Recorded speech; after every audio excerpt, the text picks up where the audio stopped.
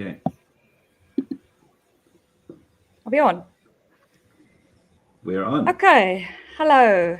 I'm going to quickly just open today's session for us. Welcome to everyone. FEDSA's Product Design AMA, short for Ask Me Anything. Just quickly, for people who are in from LinkedIn Live, you can post comments. If you want to ask a question, we'll see it in the chat. Same for people watching from YouTube. Just make a comment and we'll be able to see it on our end. I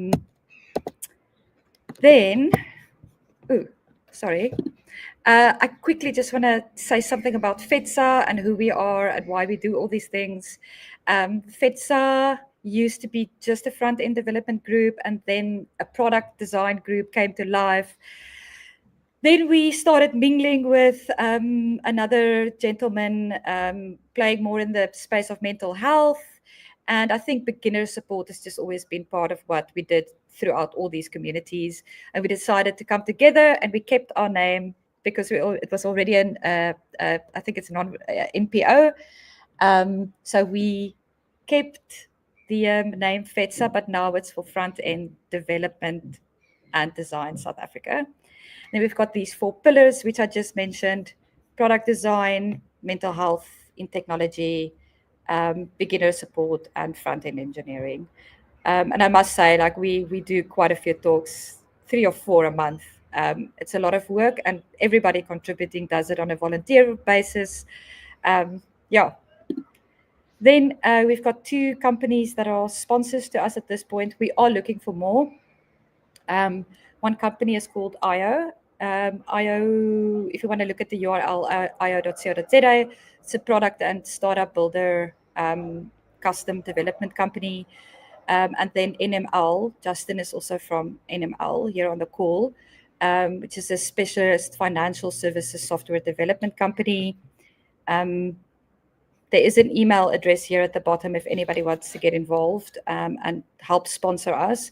We definitely do not make money from that. We use it just to keep the community alive. Then today's talk, Product Design AMA, Ask Me Anything. I'm not going to, I'll do a short intro for our panelists today. I just kind of want to take this opportunity here to say thank you to Maru and Inez, already Justin, for being our panelists for today.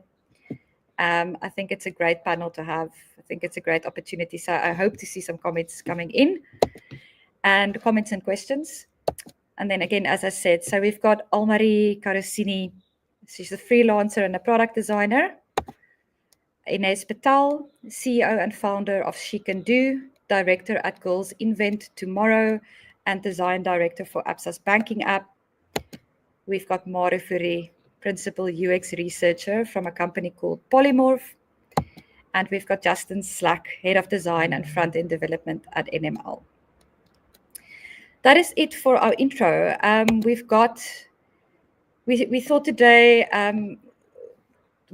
we had a nice question come in. We sent an email out earlier today if somebody has something they want to specifically want us to answer or want the panelists to answer. And so the first question, you have to excuse me, I have to read it off my phone.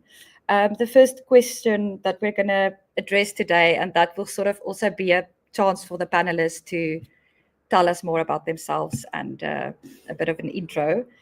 Is it good? Can I go with the first question? Or does anybody want to say something at this point? Good. Okay. So this person had a previous question, but they said more relevant to my own career transition and pathfinding, which each speaker relay the story of how they're most... Oh, sorry, I'm reading the wrong question. I'm fascinated by people's origin stories. I would love to hear how each speaker found their way into their current role, whether this was something they had always wanted to be or never knew they want. Any one of you can start. I'm happy to jump in. Okay. Hi. So I planned to start off my career as a psychologist. I randomly decided I'm going to study psychology when I was in high school. Told my dad, he got very chuffed with it, and I kind of went on that journey. And I think I realized, so I was very interested in research psychology and how people behave, a little bit of criminology. And yeah, I soon realized that there's not much you can do in psychology if you don't have at least a master's degree. And I had to start working. I had to start my life and leave the nest fully. So I started working in tech roles. Most of the time, I went from being a lecturer at an IT training company. I was an au pair, I was a waitress. I did a lot of things across my career. I worked for an occupational health and safety consultancy, and I was at a nonprofit. Then I joined a very for-profit, one of the banks in South Africa, before I joined Polyvore Systems. And before, so I was very interested in research throughout my life, actually. So was getting I think my mom had her saying was that there's no such thing as a stupid question, only the one that you don't ask. So always encouraged to ask questions. And yeah, that kind of set me on a path. And when I think back to all of those career jumps, because I did a later in life pivot into UX, which was at the bank. I kind of reflected back at what I'd learned in each of these careers that I had before, and everything was a little bit tied to UX in some way, from like dealing with stakeholders in a restaurant, like physical stakeholder, hold stakes. I've told that joke too many times. And yeah, to dealing with children who are super curious and constantly asking for explanations for everything. So there's a lot of elements that I took from each career piece. And yeah, I just kind of have always been interested in conversations and how to ask questions to people. And that kind of panned out. So I realized that I can be a UX researcher when I met a psychology student who was doing UX research at Deloitte Digital. And that kind of was the moment it clicked for me. And I made a phone call and I changed careers. That's me. That's the shorter version. Thanks. Anybody wants to go next? I'll go next. I started my career as a graphic designer. I specialized in branding and told myself that I need to know what advertising is also about. Did a stint in advertising. And then got introduced to UX via a boot camp, and I completely fell in love with the process of UX design and design thinking. And I've always been very intrigued in that whole upfront section of like discovering and how do you get to solutions. And I thought, okay, well, this is taking branding to a next level where I can actually test some ideas and get feedback and iterate on it. And then landed in a software development company, started working with engineers in different engineering teams on different products. And it just, yeah, that captivated my curiosity for product. And I think I ended up today like working with different founders, working with different companies on different products, and just really morphed and upskilled in product design and taking all of those things further. I think it's one of the best places for me to actually dive into. But prior to design and all of that, I wanted to be a marine biologist. I don't know where the creative side popped into and where it came from, but as a child, I wanted to be with the dolphins and not necessarily in art. But it morphed into art, and now I'm stuck in being creative and finding solutions on all different levels and having interesting conversations with people and how to really bridge business, design, users with technology. And it's such a fascinating field to be part of. There's so much going on in the world that we can tap into and learn from and build better things. That's been my journey.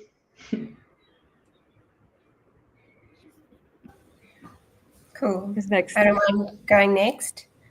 Sure. Sorry if you can't see, I'm swatting. There's a mosquito like flying around me. So, not crazy, it's just a little bug. So my, I guess, origin story. So when I was applying to varsity, I never actually knew what I wanted to do. UX certainly wasn't like a thing that you could study formally at that point. And so I kind of, at that point, I also was very creative. So I did like art and I played a bunch of instruments. And I applied at all the varsities for different things. And I actually got in to do fine arts and music at FEDSA. And then for UCT, I got in just for like a general BA. And moving away from home was more important to me than what I was going to study. So I decided I got to leave Joburg, and which was cool because I did the general BA, which then at some point, I think you picked your major, and one of my majors was sociology, and the other one was media theory. And then in the third year, you could then specialize in the media thing, and there was like a more specific media course where we did a bit of like graphic design and coding and things like that. And so, yeah, I think still at that point, I didn't really know what I was going to do with all of that. But I did my honors anyways. And part of the honors course, we needed to take up an internship at wherever we could find a spot. And also in the same year, we had like an honors project to do, the thesis to write. And one of my lecturers at that point was an author. And each year, I think he got one of the honors students to sort of like redesign his website for him, which was, I mean, I guess cool for him to get a new website every year, but also a good experience for us.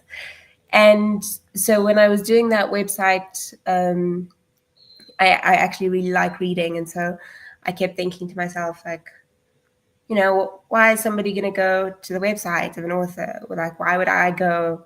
I read, I've never done this. What would I expect, etc. And that took me down into this piece of work. And basically my thesis was around how to design author websites for the reader's best experience or something. And then when I was applying for internships, the one place I went to, they were keen, and they were like, what department? And I was just like, whatever. I think it was like the 40th place I had applied to. So I was like willing to take anything. But I told them about my thesis, and then they were like, oh, you should be in the UX team. And I was like, I'll do anything. But then it turned out that it was like that thing that I was doing my thesis on had a real name, and that was user experience. And the team that I was in, or my first manager, he was exceptional. He gave me all the learnings, all the things to read about, all the foundations of what I know today. And I think that was it. I kind of fell into it, but once I did it, I knew it was like the perfect combination, of what I was looking for. So yeah, that's my story. This is super interesting stories. It doesn't sound like anybody had like, you didn't, it happened through a series of events. Justin, you're last. Yes. Yeah, thanks. Yeah, mine is also a series of events. So I studied at UCT. I finished a master's degree and then went into academia, where I was teaching design. This is a long time ago. You may see from my gray beard. And in the early 2000s, I started teaching multimedia, and in particular, we started diving into Flash and Macromedia Director and all those kinds of things. And I ran an honors course in the design department on multimedia design. So started learning, and this was all, I was all self-taught on this. Again, you couldn't study anything.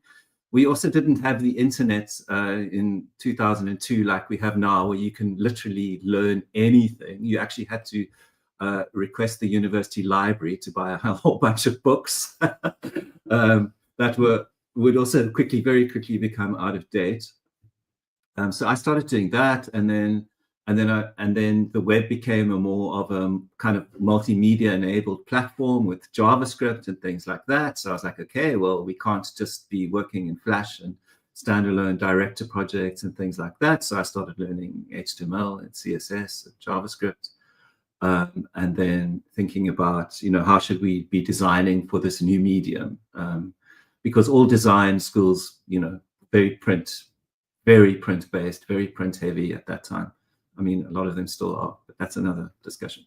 And then just taught myself how to build websites, really, and design them. And kind of in that era, and Skalk Venter, who's also part of FEDSA, we always talk about this together, that at that point you did everything if you were working on the web. Yeah, and I'm sure, Inez, you had the same experience with the author's website. You designed it, you wrote the code, you did everything. So there was a huge kind of grounding in learning those new technologies. And then I just got so fascinated with the web as a medium, with the and what we could do with it, that I decided to give up my cushy academic job for life and start freelancing, which I did, doing design, writing code, and then I also, because I loved teaching so much, I also lectured part-time at what is now the Academy of Digital Arts in Cape Town, and I taught there on their web design courses, both design and coding. Yeah, we were still using Photoshop then, good times. After a number of years freelancing, I joined NML, right, in 2012. So I've been at NML for a long time, and I was hired there to start a design and front-end team. They were only doing back-end developments at the time and working in conjunction with agencies and so on. And I've been there ever since, yeah. I built out a whole design team, front-end team that I manage and run. And yeah, that's kind of my story. Yeah, I think I should also just add that I also, as Liesl mentioned, FEDSA, we founded this in 2012 as also a way of creating like a lot of community around front end, because there were so many meetups about Python and PHP and Ruby and so on, and there was nothing front end based. So this is also a really, really important part of what I do. Yeah, it's not just the work. Yeah, but yeah. So again, also meandering this way, that way, and then ending up where I am now. Yeah. So careers change. We learn things all the time. Yeah. I think that's it. I spoke to somebody earlier this week, and we spoke like the going from the web designer who was the webmaster, the web designer, the developer. He set it up on Hetzner or wherever and FTP, and where it is today exactly. is just worlds apart. I think what sometimes come up with the more beginner community is people are lost in the titles and lost in, because they don't have the experience yet, so it's difficult to navigate if you're new. So that comes up a lot. Yeah, I think that's a good point, Liesl. I mean, there's a lot of specialization that there wasn't 15, maybe even 10 years ago. There wasn't the same amount of specialization that we experience now. And titles can be very misleading. They only really mean things within the context of the organization where you work. That you're in, 100%. And I also noticed that it could be vastly different what you think and what the company's perception is. We can come back to this. I might go to that question, the one I wrongly read in the beginning, a relevant question to my own career transition and pathfinding. Would each speaker relay the story of how their most junior team member was hired? What was their educational background, and what were the traits that really set them apart? I think that's a good question to give people guidance in terms of what you as leaders, or maybe as part of a hiring team, what is it that you are looking for and what stands out? Anybody can go first. Okay, I'll go for it. Yeah, I think some of the key things is really around, for me, is can you teach yourself something? So like self-learning, because everything else is pretty much changing, and so you need people who can learn whatever it is that they need to learn for what it is that we need to do. And yeah, so I think that's something that I really look at. I guess things like problem solving, how do you solve problems, or how do you think about them? To what degree do they play a role in your design process? Again, I think some of the things we do in product design can be taught by reading it and then learning it and practicing it. Certain things like problem solving, that kind of mindset, or like a logical thinking mindset, is a bit harder, I think, to learn, and so you want people who kind of have that. And then depending on the place, like culture fit is also very important. So can you learn, do you have the right way of thinking about problems, and do you fit in with the culture of the organization?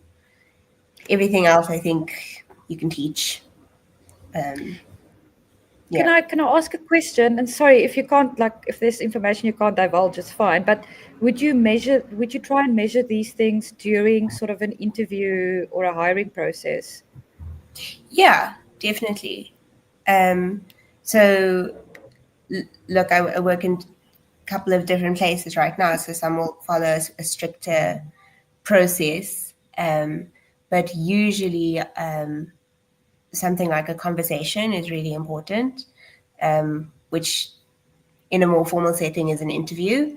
Conversation and I guess that's more to understand the culture fit type thing, and the ability to self-learn. And then I do believe that doing some form of a task or activity to really show what you can do is important. In certain places, like so in She Can Do, we're a nonprofit and we don't really pay people. But if they join the team, we do look at some form of like just a probation period, so we can actually see then in real life, can you practice those things? I think it's hard to get out of a one-time interview, and not everybody does interview very well. I'm terrible at interviewing, so yeah, I believe in seeing like practically what comes out of the person. Yeah. Okay. Does anybody else want to go next? I 100% agree with Inez on that as well. I think there's a lot you can learn over time. Like if you can't use Figma right now, you can learn how to use the tools. I think we look a lot at someone's mindset as well, like having what I would call the strong research mindset, which I guess is really just curiosity. Having that kind of thinking and being able to collaborate with others quite well. So we normally try and create processes in which we could see that coming through in an interview process. Yeah, and then culture fit is quite important. Yeah, in our context as well, because we're a consultancy, you have to very quickly be able to hit the ground running in a new industry with a new client, and being able to know that everyone is a team player and your team has your back. and we all get along well. And if we do tend to disagree, but it doesn't mean we don't like each other anymore. We can still deliver good value.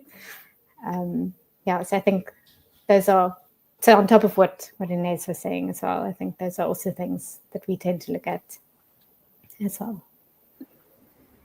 I think your process for hiring should already, once a person lands in front of you in an interview, their behavior is already an indicator before you've even met them. Even if it is like maybe just thinking about turnaround on communication or the quality of communication, is already gives you some insight, I guess. Yeah. Yeah, I agree with both what Inez and Mario said, and I just want to stress that really important is what you said about the tools. Yeah, that's not a factor. Yeah. When I'm looking at or interviewing someone, it's not about whether you can use a tool. And I think we are in higher educational systems and boot camps and things, we're prioritizing tools, and there's a problem there. So we need to just bear that in mind when you're learning, that it's not about the tool. Yeah, it's about your process, being able to show how you approach things and how you think things through and how you solve problems. It's not about, well, you've made the most incredible input component in your Figma library. You can learn how to do that in a couple of days. Yeah. So while these boot camps and things are all really prioritizing tools because it's an easy thing to teach, we all, I think I speak for all of us. Well, I don't mean to be presumptuous, but that's not the primary thing when we're hiring. Yeah. And then just in terms of the first part of that, Lisa, was about, was it about where did the last person we hired, how did we find them? I think it was, yeah. Relaying the story of how their most recent junior team member was hired, what was their educational background? Oh, and right. What traits Okay. really set them apart? Okay. Yeah. So again, educational background is, it depends, right? You don't necessarily need a higher education degree to demonstrate that you can be good at something. You often see these software developer posts where they ask, you need to have a BSc in computer science, but you're going to be writing in the job, you're going to write CSS, So again, it depends on the organization, really. We don't, speaking for ourselves, we don't really put a primary emphasis on that if you can demonstrate that you can do the work. Yeah. Same for us. There's a lot of people with degrees, but that was definitely not a differentiating factor. Although I do still read a lot of roles where I see that's the first thing in terms of requirements that do come up. So it's definitely I definitely depends on the company. Some companies just make that decision, like, we want people with degrees. So yeah. Yeah, to my mind, it's an exclusionary moment and especially in South Africa, when you look at who has access to higher education, which is it's extremely difficult, except for a traditionally university-going segment of the population. You're automatically excluding a whole pool of people, and Exactly. people will see that and they won't apply, because they go, "I'm not qualified." Whereas they could well be qualified. Yeah. Everything So you're excluding your pool of candidates straight away. Yeah, you're actually just making the pool smaller. And everything I have done in my life, the little bit of studying I did has nothing to do with what I do for a living. And if you're hiring for people and you want them to be a fast learner and be able to teach themselves, there's a lot of people sitting in this room who just went and are very successful and great at what they did, but it's not what we studied. and through your ability to self-teach. There goes my lights. But I think I'm still here. So there's definitely, and me coming from a technology company, some of the best developers we've had is the guys that can apply self-teaching abilities, and they are so good at it now because I think everybody builds up a rhythm to teach themselves, and you become really good at it, and fast, because we iterate on our own process, right? So just become better at it. Yeah, Omri, do you want to say something? Just to the point of juniors transitioning into this industry, I can see the frustration, but I can see it from a job posting point of view, like the job role description. And I think if you're hiring a junior, know that you're hiring a junior. If you're the hiring manager, the HR, whoever is dealing with the process, I just having that mindset when you're talking to someone that is in a junior phase in their life, just understand that and make a judgment on that. It is nerve-wracking for people transitioning already from a different career. I've mentored a few people who is busy transitioning from one career, and they get stuck on small things, and we just have the confidence. You know what you are going to do. It's a confidence thing. Just go and sell yourself and lean into your strengths. Someone who's interviewed will see something in you and be like, yes, I want to mentor that certain person, and I want to help them upskill and grow in their career. But it takes time finding your match. That's all. It's a little bit of hard work and a little bit of like luck that will get you somewhere, and someone will give you the chance. But keep at it. That's my 2 cents for this. I wrote it. Sorry, you can go. No, Omri just reminded me of something. What I find quite interesting about UX UI is it might be a junior UX designer or junior UI designer, but they're not everyone who's a junior UX designer is a junior at careers. Yes. Especially in our field, like people or product design, like people have pivoted later in their life, or so it's not everyone is fresh out of varsity or fresh out of studying, and that brings some interesting things to the table as well. And I think so I think if we can define like what do we mean with a junior, is it someone who's fresh in terms of career, or is it someone who's new to UX? Exactly. Yeah, I think if the person is listening who asked that question, if you want to post a comment, because then we'll address it. Omri, I did write something down while we were chatting. And Kevin, we're going to get to your question, Kevin. Don't stress. I want to just in this field speak to the value of finding a mentor. Because I just see a lot of value in that. But it's again, it's in the field of giving back, and people's time is.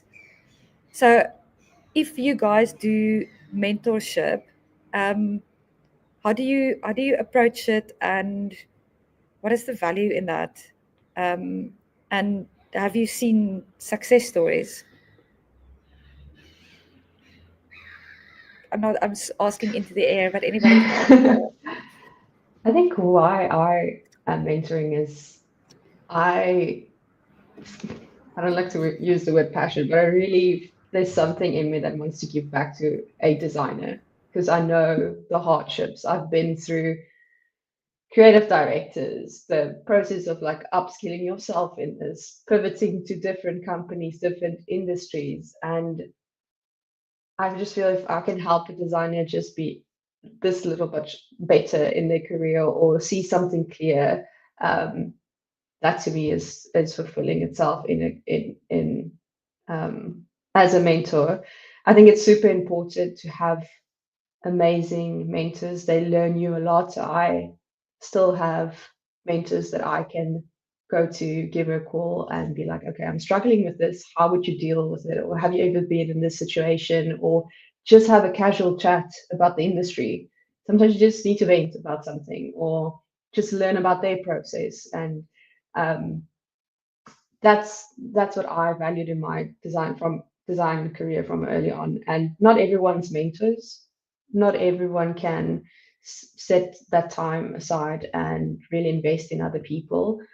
Some people do it differently. Some people might be posting things that you can read up on or make YouTube tutorials and mentoring in that aspect. But I value a one-to-one conversation. I think that's where my superpower is, like really diving into what is it you want to achieve and how can I help you. And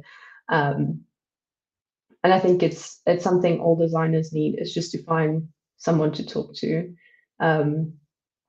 And just ask questions. I think Mara said it, like she really loves asking questions. And I think as a designer or creative, you need to love asking questions, and you need to ask why is it like this, and stay like curious and learn things, because you're going to start like mapping it to other parts in your work. Like you remember someone telling you this, and you're going to bring it into a different situation. So I think it's important if whoever, you can be a senior and have a mentor. You don't need to be a junior and have, only juniors can have mentors. Like everyone should have a mentor. And you can have mentors in different industries with different skill sets. You don't have to just have a design mentor. You can have someone in business that can teach you something about business, a skill that you feel that you're lacking, or you need advice on. That's my thing. Anyone else had a mentor or someone that had great value in their career? Yeah, not specifically for me, but I think it's, if you're hiring a junior and they're on your team, you have to be mentoring them. This sounds like a trite and obvious thing to say, but so often it doesn't happen. It's, we have an opening, we can afford to hire a junior. You hire a junior, and then they sit in there and they get given tasks, and off they go, and nothing, and that's it. Yeah, and 6 months later they're out the door, right? So in your organization, you need to be actively mentoring, and at all levels. As you say, Elmarie, it's not just a junior. Yeah, everyone needs to have a support system within an organization in some way. And you should be actively mentoring, especially juniors, because they don't want to be juniors forever. And as soon as they reach a level where they feel they are at a certain level of expertise, and you haven't put into place any of these systems in your company, they're just going to go somewhere. And so mentoring outside of an organization is really great, and it can help people who are transitioning into new careers and everything in a major way. But that needs to be followed up by organizations themselves. Otherwise, we are just we just lose potentially excellent people because we're not supporting them. I absolutely agree. I think for me personally, I also mentor, and I have mentors in different areas of my life as well, just to to find balance and to get to a point where I want to be in my career. I find that my why for mentoring specifically juniors is, I remember what it felt like getting to, so as a UX researcher, you are depending on how UX research gets pitched to a client, but you tend to be the first line item to go. It's like, no, we know our customers, we don't need this. And so I've been through that. I've learned so many lessons with my team as well. Like, we're quite a strong product team, and we eventually got to a point where we are not the line item that gets removed first. We demonstrate value, and people are like, well, we cannot do this project without research. So and helping other people sort of understand like what brought us to that point, and how did I personally get there, how did I manage to and I mean, you're not going to win over everyone all the time, but so this may tie in a little bit to Kevin's question. So specifically for UX research, we try and really align with what the business wants, what their goal is, and trying to align a user's goal and the business goal with that, because it's not going to help you recommend that someone changes their entire website and they have a 1,000 Rand budget. Like, as a business, they are not going to want to be on board with that. So it's really around demonstrating that value. Like, if you aren't doing this, or if you're not doing this, what are you losing? What are you potentially losing in terms of money, in terms of customers? If you don't get customers, you're not going to be able to sustain your business. So all of these lessons, like, there are so many that I can share, and so I've also kind of reached the point in my career where I want to share that, and to help the people, because for a very long time it just kind of felt like, hey, I made this, I made some findings. Anyone take it? And just again helping people to go from that point where it's like, hey, I made some findings, to like, hey, actually I've brought you information, and now we know what we need to do next, and now we know what the next most important step is, and we can all work together on that. It's kind of pivoted into an answer for the question. But it's definitely related to Kevin's question, because I think like there's a lot of line items on, we wish they weren't there. We wish we could just put a flat fee on there, but it's not the world that we live in. So this type of question comes along all the time, and I don't think we ever get to a definitive answer. Like, how do you advocate for the return on investment? Because we all, with experience, know if you go down the wrong avenue, it's just wastage after wastage after wastage. It's easier to sell that to a client that's been there and they've made the mistake.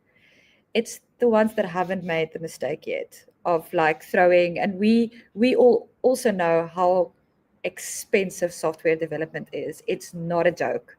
It's a very expensive exercise. So what you do, Maru, and what we do, and Almarie does, and Inez and Justin, is do that work up front so that we know that we are building the right thing for the right audience.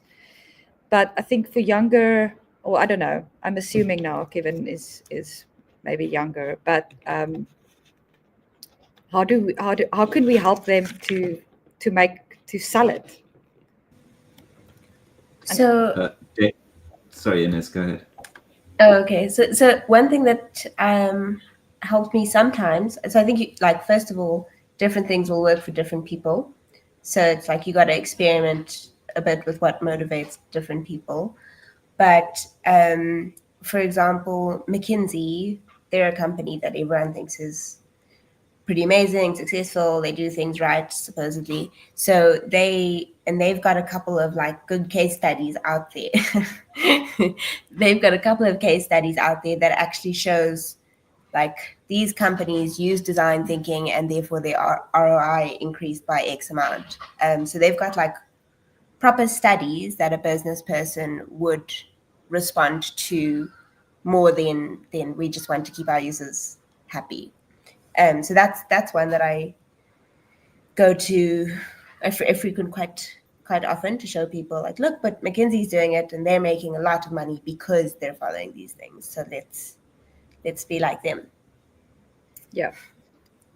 It's one option. I think related to that is just find some data, get some analytics. If Kevin, in your example, you're saying the site isn't responsive on mobile phones or tablets, you're going to see a massive bounce rate and drop off straight away if you look at analytics on that. And that's immediately an indication of people are visiting your site on their phone or their tablet, and they're just immediately leaving. Yeah. And you can show, well, no, the bounce rate is probably, if it's not responsive on a mobile device in 2025, your bounce rate is on a mobile device is probably 98% or something. And that's potential customers you've lost straight away. So data, and it doesn't have to be a massive data project. You can literally get hold of some analytics and go, hey, the bounce rate on mobile is blah. And that's, you're on your way to convincing people.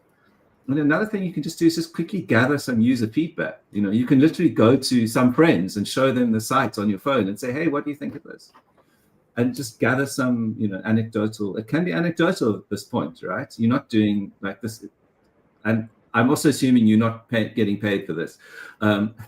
So, you can gather some anecdotal data. That also goes a long way to this potential user. This is the problem they had on this with this experience. Yeah. But people do respond to data in terms of business return. Yeah.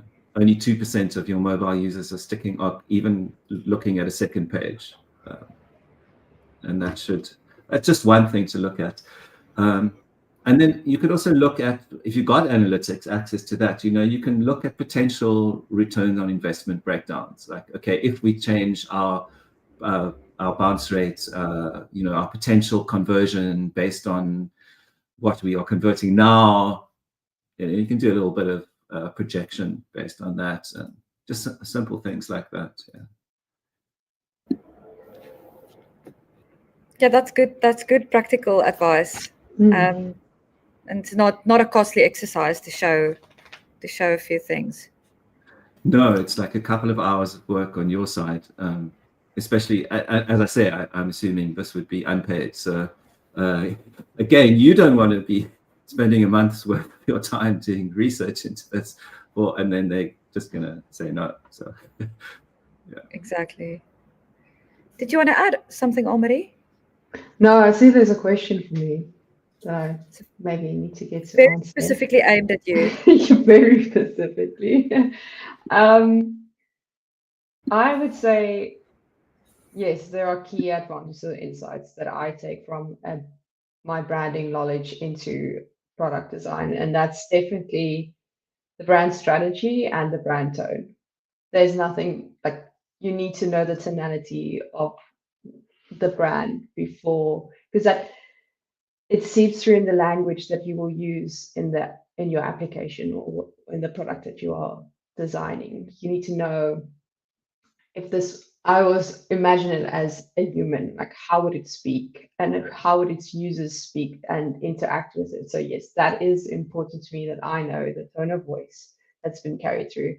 Does the branding align? Does the color scheme of the brand align with the type of product we're putting out there? Does it align with the user base? There's a lot of little things that you need to pick up on that informs the way you build and communicate through the platform that you're working with, the challenge. And if the company might be pivoting, does the brand of the company still fit the product? Does it need to be two different entities? I think there's a lot of key elements that I pull from, but definitely the one that stands out the most is the tone of voice. That's important, because that to me speaks to the UX writing that needs to happen. And that's a very important part in product, is just the UX writing. I don't know how many of you guys will agree with that, but it's such a key element, and people are sometimes missing the mark with that. If you just spend a little time on the UX writing and the research, and I want to know from Mara actually, what's the minimal thing that a product designer can do in terms of that user research part? If you don't have a team dedicated to a specific project, and it's only you, and you need to like muster through all of this discovery, and what's it, 2 or 3 tools that you like, lean into this, lean into that, you'll be fine. A little base, and you can dive even deeper. Yeah, that's a great question. So I think it depends also on where the product is. So if it's something that's existing and there are people who deal with customer queries, like the support team is there's a wealth of knowledge there. Like go there immediately, make friends with them. I love them. Forage and gather as much as you can. They also tend to have good insights in where some of the people get stuck. So that would be for an existing product. If it's something that is brand new, then the best start, well, in my opinion, so very opinion, is really to go. There's a saying like fall in love with the problem and not the solution. So it's really to go out and figure out what the problem actually is, because you are not, and I do this in many different ways. So problem discovery research, I'd either start with some desk research. I've been using some AI tools like quite successfully. If you have some of the information, you can maybe start getting to like, what is the problem we're trying to solve here? Like you can just get a starting point, and then being able to go out and speak to people, and that can look very differently depending on whether it's something that's consumer facing, if it's a business product, if it's an employee product. But really understanding like what is the problem you are trying to solve? How are people solving it currently? How important is it for them to have that problem solved? Because you might end up in a situation where a potential customer is like, well, yes, I'd love to have this problem solved. Not having it solved is a disaster. But we threw a bunch of interns at it and we're actually quite happy with the solution. It's costing us much less money than building custom software. So it's really in terms of finding out what the problem is, how valuable or how important it is to solve it.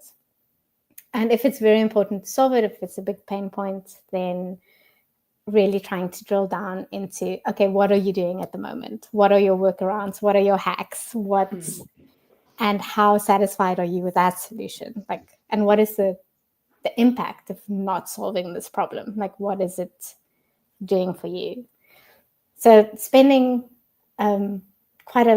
you can spend quite a lot of time in that space. And I think people become quite uncomfortable with that because it's a lot of time. And if you have to deliver a project in a short amount of time, people start getting antsy or uncomfortable. And I think just getting that point across that we are spending this much time with the problem because this will just help us ensure that we are building the right thing. We're not dragging our feet. We are trying to really figure this out, because your customers, if you can articulate your customer's problem really well, they are going to trust your solution. If they actually understand what their problem is, and you can articulate it better than them, then that's sort of where you find that. Yeah. So problem discovery, if it's something brand new. I don't know if is there anything in the middle? Yeah. So support team, if there's analytics, that's also like a wealth of knowledge. Look at what's happening, and then finding out I think Justin mentioned that as well. And then you have the opportunity to go and ask the why. So why am I seeing what I'm seeing? Thank you. Yeah, I'm curious if there's anything else that anyone else uses in either of these phases. I just want to reiterate and agree with you on the support team. Such an invaluable group of people to speak to, because they are in that application all day, every day. And they can tell you everything that might possibly be wrong with it. That's a very really, valuable. really massively valuable exercise to speak to, and constantly speaking with them. I've got a few questions actually that pop up. How often do you feel that, because again, I think it's an industry problem, that people land at your door and they don't know how to define their problem? Everyone's time? just nodding, like, exactly. Yeah. Like all the time. Yeah, all the time. They also think software is cheap. Yeah. Yeah, that's And a hard either one. two things happen. You realize, okay, we are not the right people to solve your problem, or you can't afford us. And I think people live in fear of being the one to tell them that you're putting the wrong plaster on the wrong wound. Often, Companies yes. should be Yeah. companies should just be okay. I know sometimes you're in a position where it's not always as rosy as it sounds, but building the wrong thing for the wrong reason, wow, it shouldn't happen. That's a long-term ramification problem that you're getting yourself into. Yeah. You have to say no. You have to say no. Yeah. And I think that takes strength. not in a like, oh, your idea is never going to work or anything. It's just this is not the right fit for us. Yeah. But maybe try these people. Yeah. Someone can do it. Exactly. We get that quite often where someone would come with an idea and we want to build this. So we actually go through quite an intense process to sort of like, okay, we have your idea now. Now let's go figure out what the problem is that we're solving, whether it's new or existing software. And we also make our clients aware that we might actually uncover that this is not viable, or it's not going to be a valuable product, or this change might not be valuable, or your return on investment might not be what you thought it would be, or it might not even be technically feasible. Like right now, we might not have the tech, or it could be technically feasible if you have $1 billion. Like to Justin's point, like software is expensive, and I think a lot of times people come with that perception that I'm gonna pay this amount of money, this is my budget, and I'm gonna get this perfect thing, and it doesn't always work out that way. So the soft no, it wouldn't be a soft no. I think it's a well-informed no. Yes. At that point, Yes, absolutely agree. Yeah. A discussion I was earlier this week. We were talking about.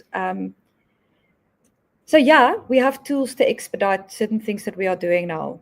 So we can make things faster and stuff. But thinking just with the product hat on, like this is something that you want users for. You want to monetize something through this. Otherwise, we wouldn't be calling it a product. There's a reason why it's called a product, and it needs to be built for scale. And that's where the money sits. The money doesn't sit in like it sits in the fact that this application, this product needs to be able to go from this to this in a certain amount of time. And that's where the quality build has to come in. And that's actually where the money goes into. And people tend to sort of like, and it's a lot on the client side that is where their perception of what is happening here is just off. And it's a bit of an education process that they need to go through. Because yeah, we can POC and we can prototype and we can MVP until we're blue, but can our system handle so that you need to make your money back, you know? Yes. I mean, just an example of that. This wasn't a client or anything, just someone I was having a conversation with the other day who's built this app himself, great, etc. And I'm like, okay, so that's fine. What are you using? And he's like, oh no, I've got Superbase free tier, and I'm on this free tier and this free tier. It's costing me nothing. I'm like, how many users do you have? He's 20. Like, okay, it's costing you nothing now. You suddenly get 1,000 users, and you've suddenly got a like $100,000 bill, you know. So there's a lot of that stuff that doesn't go into, and I think we're also living in an era of like, oh, free software also, because we can literally, I can go up after this talk tonight, I can go and build an app that's got onboarding, login, database, UI, whatever, and it'll be ready tomorrow morning, you know. But that's it's pointless and useless because it cannot scale. Yeah. And without scaling, your product's going nowhere, as you say, Liesl. So yeah, that's why. That's, I mean, one of the major reasons why software is so expensive is that you have to build with scale in mind, and you have to design with scale in mind. And those things typically are done by an engineer that has gone, he didn't wake up and become that person that can do it. There is a lot of skill. No.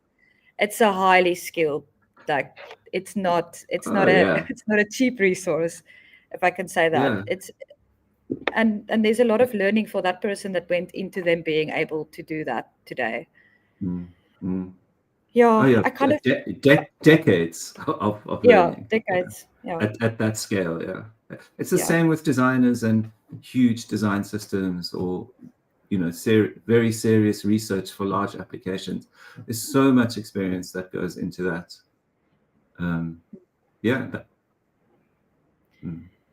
Just anybody else? Shall we go to? I see there's a question that came in. Or is it a question? Is it a comment? It's a comment just around sustainability. Yeah, I mean, this is a big thing now. You know, everyone's throwing AI into their apps for no real reason. And that, I mean, WhatsApp. Search WhatsApp for use. I mean, why? What would I do? Yeah, I have actually use cases. We were building an edtech project, and I was talking to learners in very low resource schools and low resource communities. And I think she was grade 11 or 12, and she's like, oh, I just go to WhatsApp's AI tool and I go and use it to not look for answers for her homework, but sort of she started using that tool to help learn about, like, how does gravity work, like as an example. Well, that's so there is a good use case. Yeah. But I do agree with Kate. There's almost like in the product world, there's sometimes the concept of growth at any cost, and that makes me very uncomfortable. Yeah, I completely agree. This is a real bugbear of mine. It's growth at any cost. Yeah, and the cost is always the user. Yeah, the user experience. It's unfortunately a tech with the planet mindset. Yeah, and also the planet. So yeah. I don't know if you guys have seen that documentary on Netflix. Is it the big shopping? Something around big shopping. Yes, buy now or something, wasn't it? Buy now. UX designer for Amazon, talking about all the things, the dark patterns, and.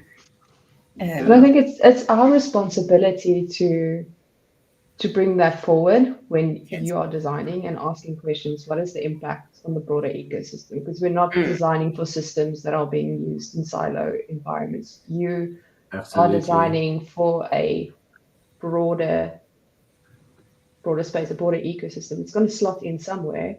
And there's a comment around sustainability here is, yes, what is sustainable when it comes to websites design? What is your carbon footprint? Are you aware as a designer what it is? Can you have that conversation with your client or another company? Okay, if we do it this way, it might save this much. If you just save your images to WebP or something, you're already saving so much, like storage space in general, taking up less like processing power. It's a big movement this side in the UK and Europe now for the whole sustainability design. Designers are really ramping that up. So staying knowledgeable about that is, I think, in our communities is important. So just know that you're not just designing for the immediate user. They are indirect users and things that you need to take into account when you are doing your discoveries, when you are planning and working with solutions. Yeah. What we sometimes Um, try, and it's a difficult exercise, is like trying to imagine some of the unintended consequences. Like if we build this tool, like what are we taking away from other people or from the world? Like, and it's a hard exercise, and it's also very uncomfortable, but I think it's also necessary. It's our responsibility to think about that. That's And I it. think, Do you do it with clients? we do, or we'll go through that process. So it's sometimes have we done it with clients? Maybe not. I'm trying to remember. But I know we do sometimes, especially if it's something like AI amongst school-going learners, like someone who hasn't had a lot of experience in critical thinking or any sort of AI literacy is not a thing right now. So thinking of those consequences, there's a lot to think about, I think, in software. And if you're developing software for any like youth, younger groups of people, older groups of people, but it would be an interesting thing to do with clients, because I think, sometimes maybe you fall in love too much with the problem and you really keep on thinking about that problem that you're solving, and you might actually have like blinders, a blind spot for any problems you could be creating or perpetuating. Just one of the things where that so we were involved in a hardware project, and just from the day that you have this inception of the hardware product, you should be thinking about the end of life of that. And I've just noticed that people it's not high up on the priority list. It is not. If it's sometimes just like a completely foreign thing that they've just deprioritized, or just really just doesn't understand what they're getting themselves into enough to a point that they would actually think about it. But it is a difficult. I can just imagine like giving people that news. So, but it would I change. posted this in the chat. You can actually check your carbon footprint of your website. Oh, really? That's cool. That's very cool. Sorry, you were saying, Liesel? No, I was going on about something I feel passionate about, but we can move on. There was one other question that Mandisa had, also related to when we were talking about the junior hires. It's like, where do we generally find people to hire, especially juniors, I guess. I can speak for myself. It's invariably a referral from someone I know, rather than, I mean, the person we end up appointing is often a referral, rather than an application. I mean, we always go the referral route first before we publicly advertise something. That's just the way we do it. But we're a small company. We're like 40 people. A large organization like Absa is probably the opposite. So for us, it's mostly our grad program. Right. Yeah, we've got a design grad program, and the juniors, I guess, ideally funnel through that, because then we've got a bit of time to like actually teach them all the things. And it's like a year-long program. It's very good. It's a very good one, but generally they'll come through that program. We used to run a program as well, and then we would take on 2 or 3 people a year, and then generally offer them a position after that. But it's so hard to manage a program like that when you're a small company. It's a lot of it was work. great. Yeah, it was great for the couple of years we did it, because we got amazing people out of it, who were who were put through that process. But it became impossible to sustain. Yeah.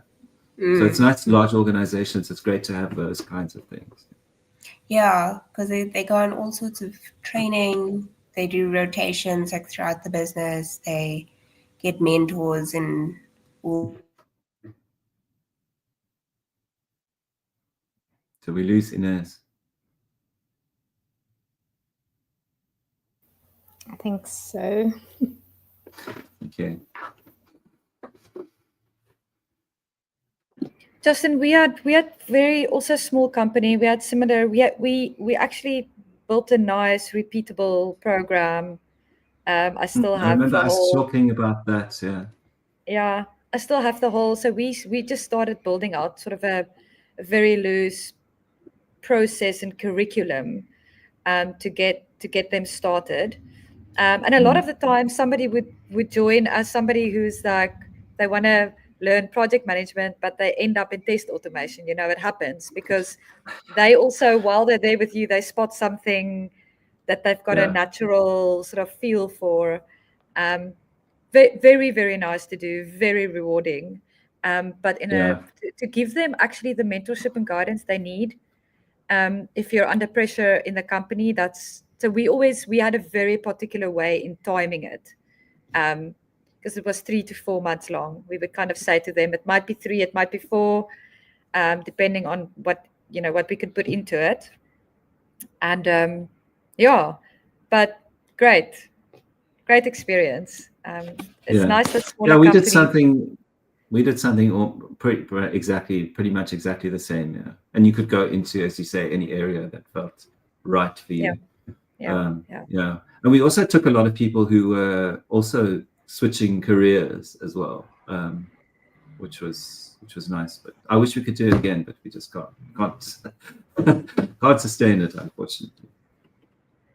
Sorry, Inez, you can go on. We lost you there for a moment. Sorry, yeah, my network. But I think I was just agreeing. It is a lot of work, and I think that's also probably why juniors really struggle, is because it takes like a full team and a process and thought behind those first few months of how you work, and in order to like really set this person up for success and make sure that they have what they need and the support, and they're not just going to flounder around for a year,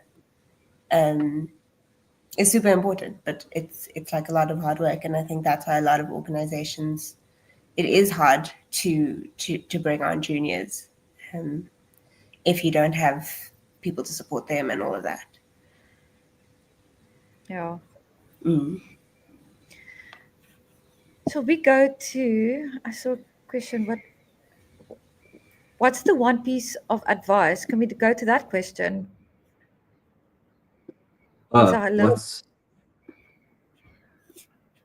Sorry. Yeah, that one.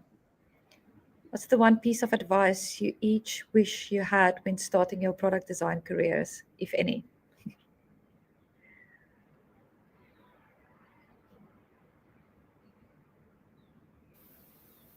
I think for me, it was if I could learn about how business works earlier in my career, and like how execs think and make decisions, that would have been super useful. I've started to learn it, but it's quite a process, I think, in terms of understanding, being able to understand like where a business is going and where they want to be, and also where's the industry that they're in going. So that's like very much like strategic thinking. Like I wish I'd done that earlier. I'm sort of learning as I go, and fortunately have mentors to help with that. But I think I wish that would have clicked for me sooner.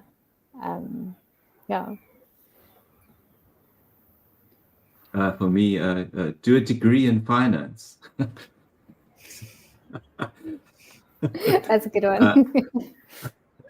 No, I'm only half joking, really. But I've been working in financial services now for 12 years, and I knew nothing when I started this particular job. what I'd read about, investing in unit trusts or whatever was the extent of it. Now I could probably give financial advice. No, you don't. But yeah, I mean, working in such a highly regulated industry, I think one of the things that's really important for people to do is like, if you identify an area that you're really interested in, an industry that you're interested in, and that's something you'd like to work in, like learn about that industry. Yeah, because you have such an advantage when you understand the kind of nitty-gritty of how that particular industry and business works. Like in financial services, having knowledge around just terminology is absolutely invaluable. Yeah. So I don't want to go off topic because I want everybody else to answer it, but I just want to ask you a quick question. Me. I don't know if you, Justin, based on what you answered now is, and I don't know, maybe Mari, it's similar for you. We do a lot of work in different industries. So one might be in security, the next one might be in prop tech. And we spoke about like rapid learning. We take the approach of making, like, our client needs to be the subject matter expert, and we bring our expertise to the table.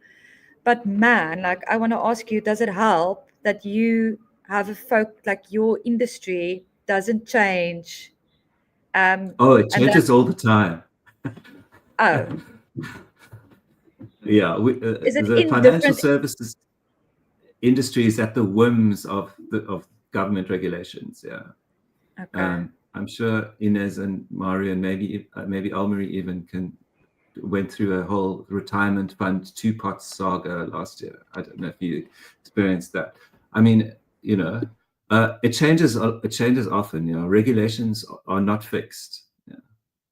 And then, because we're also a services business, we have different clients in the financial services industry. So, Nedbank, Prescient, whatever, they all have different business rules. So, and those change. Yeah. So, but to have a grounding, I'm talking about like an overall grounding in how financial services work. What happens when you do a debit order, for example? You need to understand that process from a business process point of view, to be able to work on a proper design flow and everything for it. And you have to do kind of UX and design work that is never going to be seen on the screen, if that makes sense. Yes. Because of the way of all the permutations on a transactional flow, for example. So you need to understand the business logic behind it. I'm not sure if I'm answering your question.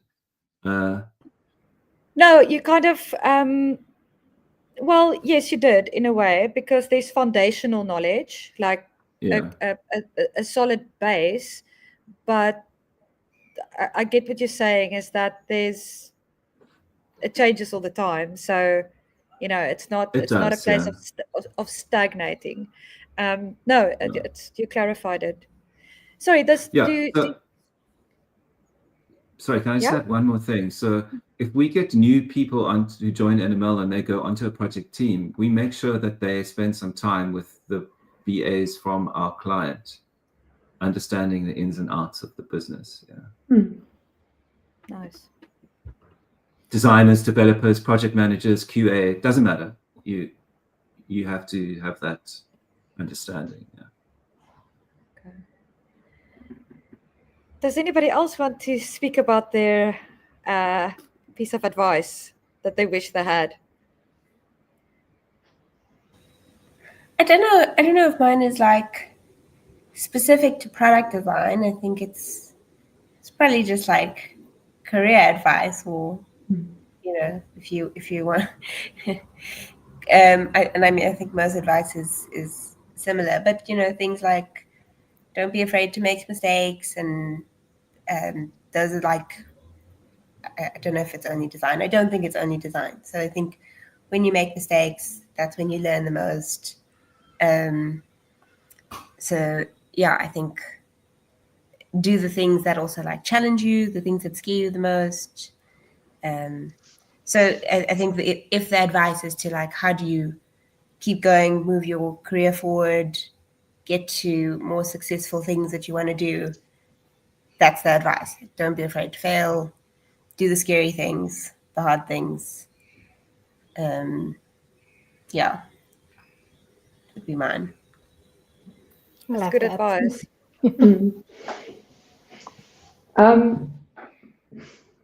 Mine's more like a personal thing that I know I'm not someone that will, in a large group, just say something for the sake of saying it or have a share an opinion. I'll wait and I'll observe and I'll just come to a conclusion. And sometimes it's what the question is more like, should I say something and when should I say it? And if I leave it too late, then I just don't say it at all.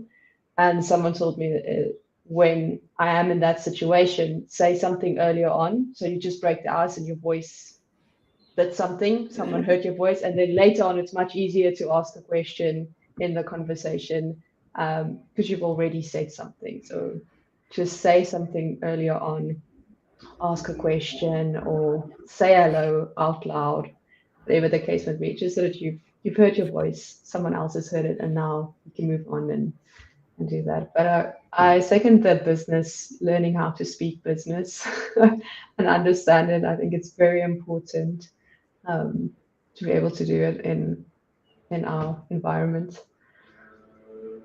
That's very important advice. I observe people who I know has knowledge that they could contribute and they don't.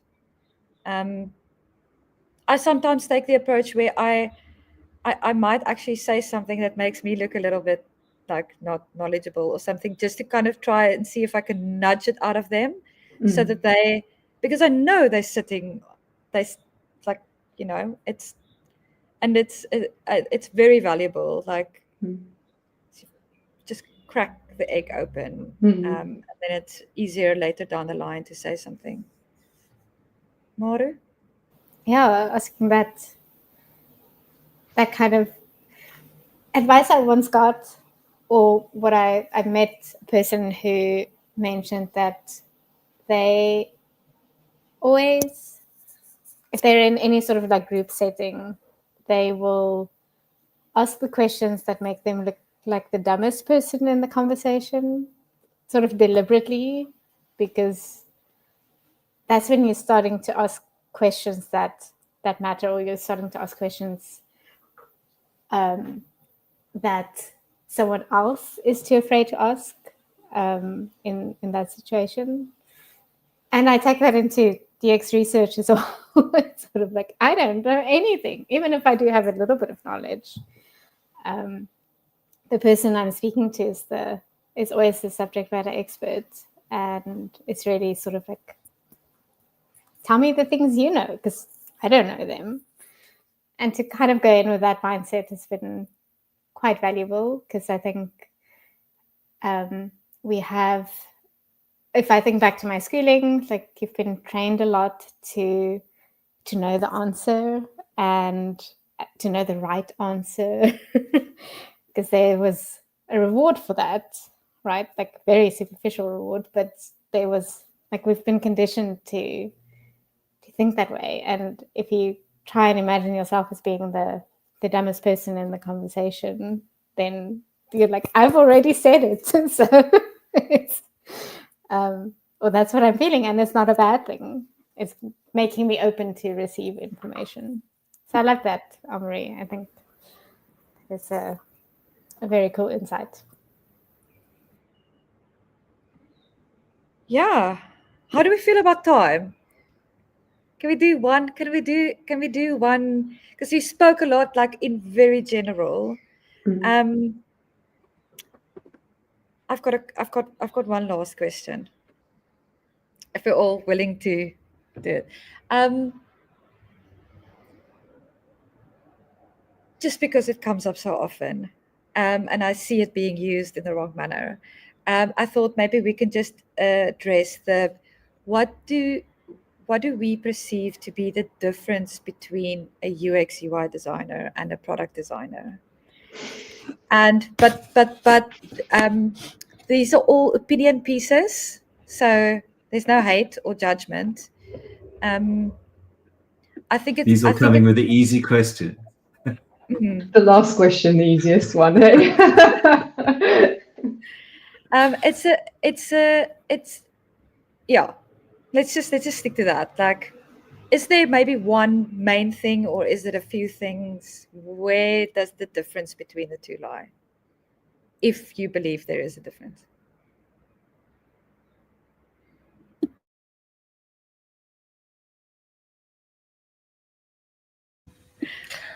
So I guess I think that there are slight differences, but I also do think that it's a very similar kind of thinking and skill set that you just apply in a slightly different way. So if I really had to put a definition behind it, I would say UX/UI design is putting what's going to go on the screen, and that's the UX and the UI of it. And so let's say if we're selling, like, in terms of a bank, we're selling a credit card. So what's going on, like, the screen and that kind of thing that the customer is going to click on and go through, that for me is the UX, the UI. The product design is, what is that actual credit card? How does the credit card work? What's the problem that credit card is solving? Is it's for youth, and so there's a specific type of limit or payback method or interest, whatever, because that product is helping the person with their specific needs. But it's still the same skills, right? It's like the empathy, the research, the understanding, ideate on the thing, test the thing. So yeah, that's my thinking. Like, really slight differences if you have to, but it's kind of the same skill. And if you're good in the world of design, you can apply that thinking to a screen, to like a tangible product, to a chair or a table or anything, like a coffee shop, an experience, etc. So, and that's where you get like service design and all the little bits and pieces. But we really are all trying to do the same thing, I think.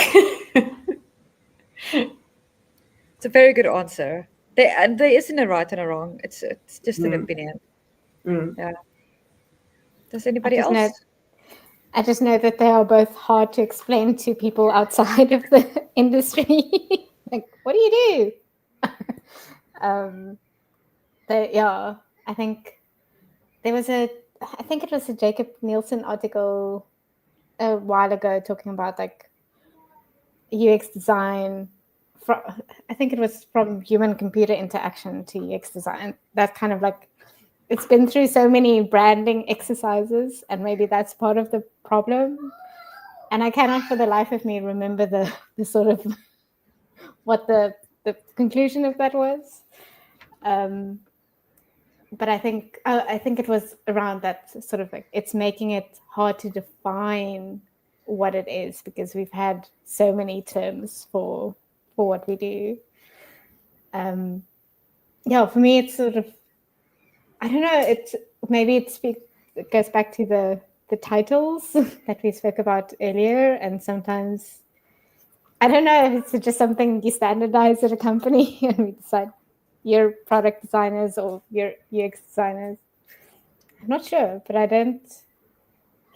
it's a weird thing to get tripped up about, I think.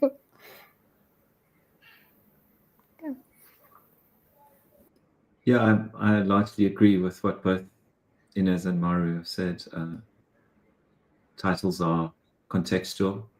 I think perhaps product design has come to mean, as Inez was saying, like a more of an end-to-end kind of part of the process, whereas a UX UI might be a little bit more specialized on whatever it might be. I mean, my design team does everything, so not because I work them too hard. Disclaimer. Disclaimer, yeah. And we everyone is called a product designer, but I mean, it's just, as I say, we shouldn't be tripping ourselves up on that description. I think it's easier to tell a client that you do UX and UI design than product design.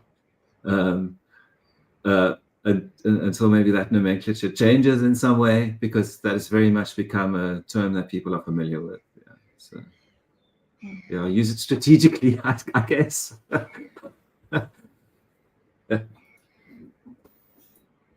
Almarie, anything? You don't have to. I agree with Justin that you all mentioned it, is that product designer is a bit more of an end-to-end oversight of everything. And then to me, there's like specialized skills that you tap into, and you know where to tap into it, and you know how to play to the strength. So there's a special kind of product designer out there, someone that can, to me, can see the broader picture and then can keep all the moving parts together. And that's important as a skill set to have. But then you have product designers that loves to focus on a particular part of the whole process. Maybe it's the crafting part, maybe it's the starting part. Each of us have like a little area that we love to do, and it's like someone takes it away, it will just crumble. So yeah, but to me, a product designer is someone that can keep the vision and can leverage business, user value, and technical insights, and or how to work with a technical team. That's an important skill for me that I look for in a product designer, or just the way that they talk about a product or talk about how they unpack a certain challenge. And that gets me excited. Like that's the sort of conversations that I love to be involved in and discuss. Yeah, I think just to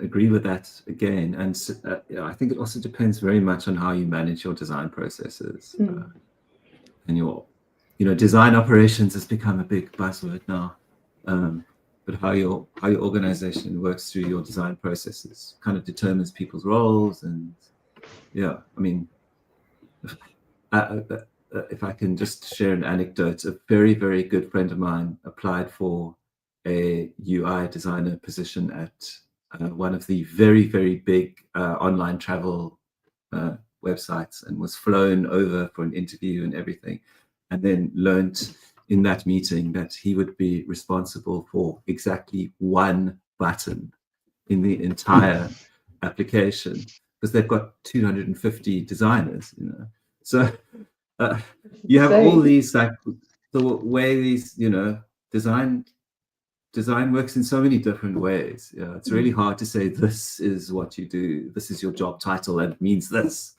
Yeah, I mean, he would have been called a UX and UI designer, but literally would have worked on a button. Yeah, and it sounds like I'm exaggerating that, but that is absolutely true. How some of these large products work in their design teams. Yeah. So yeah, it's process driven, I think, more than anything else. That was about 10 years ago. They may not do that anymore. They've cut the budget a little bit. Let's not talk about the job. I feel like there's maybe a little bit of a delay with me. I'm sorry if there is. Are there any final comments or statements? Sam is getting too old for design. Me too. You and me both.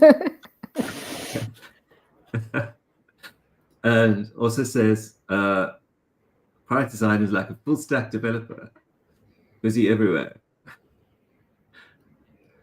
And Skulk joined it. Hi, Skulk. But I think that's it. And then just another thing that Kate also just mentioned was things like, again, getting onto climate change and carbon stuff and all that kind of thing, like use Absa project half the way through, what's the effect that has on, and I mean, I'm sure we've all experienced this before.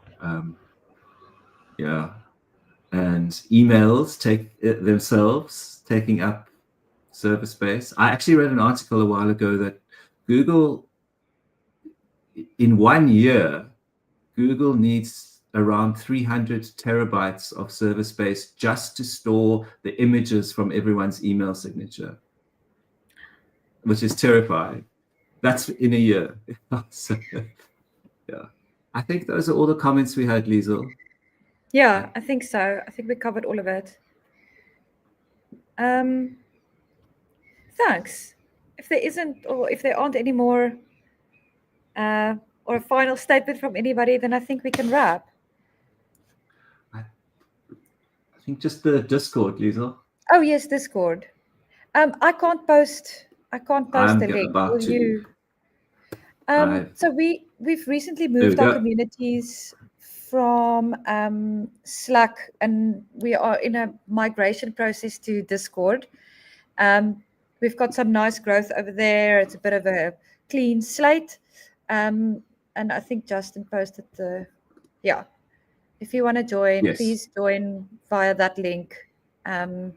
We post all our events there. There is, as far as we can possibly handle, there's some guidance and mentorship that happens, industry news, jobs. So we're trying to cultivate it over there in Discord. Slack has become unmanageable in terms of costs and yeah. Yeah. If I can just mention, Liesel, on that, we have a bi-weekly beginner support event in the Discord. So if you need some beginner support, product design, front end, you're more than welcome to join that and bring your questions. Yes. And we've got, I was in my intro I ran out of time, but we've got a lot of talks, nice talks coming up. We've got one for security and front end development, I think on the 24th of March.